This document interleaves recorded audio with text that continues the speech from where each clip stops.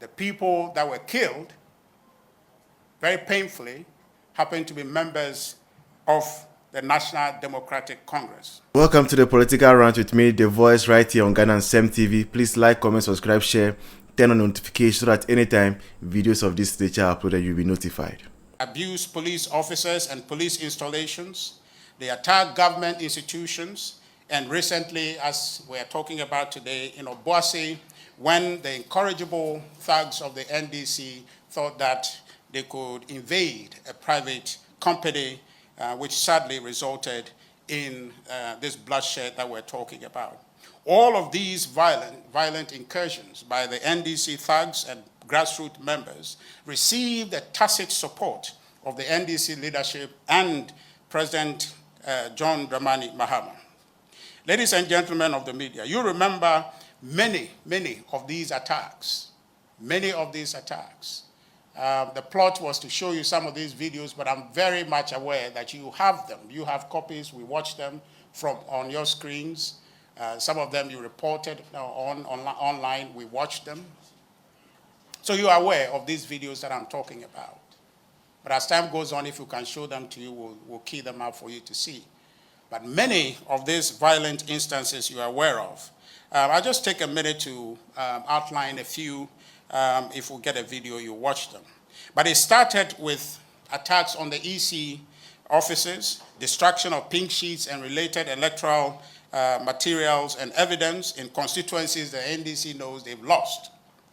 And police installations also came under attack, and you recall the infamous attack at the Tema Central police station, with the pressure on police to declare the NDC winners of that seat. At the end of the day, you have seen where the result has gone, but the NDC at the time, with their leadership, tacitly encouraging its people to go and rampage these state institutions and security installations. And the strange thing was that the police could not do anything under the pressure and the inducement of the NDC leadership for their thugs to attack these security posts.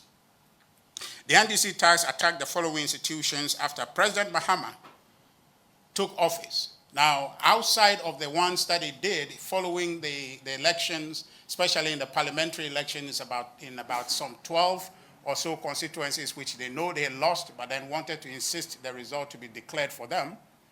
After His Excellency John Dramani Mahama, the President of the Republic of Ghana, took office, they carried on, and his administration watched and did nothing. I want to tell you about the attack in the New Jobbing Municipal Assembly. This happened in broad daylight. The government, then His Excellency John Dramani Mahama, did nothing. The thugs from the NDC, again, they stormed the Tema Oil Refinery. They sacked all the employees and lock up the premises. This happened in broad daylight, and the NDC and President John Dramani Mahama did nothing. The NDC thugs again attacked cocoa board offices. This happened in broad daylight, and the NDC and His Excellency John Dramani Mahama did nothing.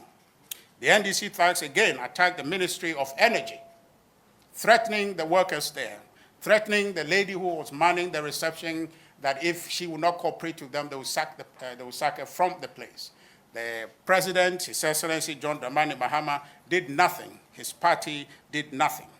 The NDC thugs again burned down police installations in Ejra and Atebubu. The NDC, His Excellency John Dramani Mahama, was aware, they knew about it, they did nothing. Again, the NDC thugs attacked the Eastern Regional Offices of the National Health Insurance Authority, the National Service Secretariat, the School Feeding Secretariat, the TVET, and the National Lottery Authorities. These were happening in broad daylight, yet the NDC and President John Dramani Mahama did nothing. Now, I wanted you to follow these instances and see where it culminates to a point where the people think, the NDC thugs think that they could not be stopped, they could not be touched, and that they are invincible, that they can do whatever they want. And their government, led by His Excellency John Dramani Mahama, and their party, led by Chairman Asedu Nketia, and the General Secretary, Mr. Fiavi Fifi Kwete, will do nothing. and it carried on.